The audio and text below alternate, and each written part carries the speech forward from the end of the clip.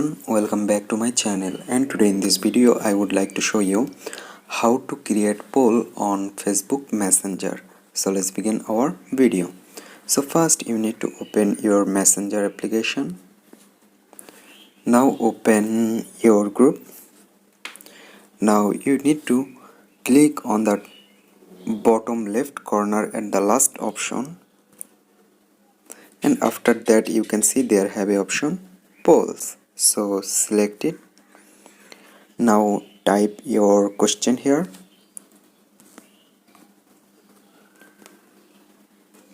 What's your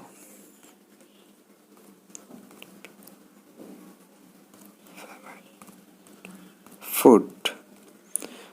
Now give a option, then you can add another option,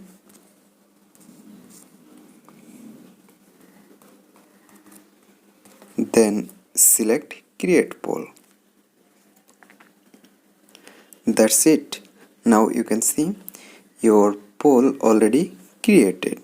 So guys, in this way you can create poll on Facebook Messenger.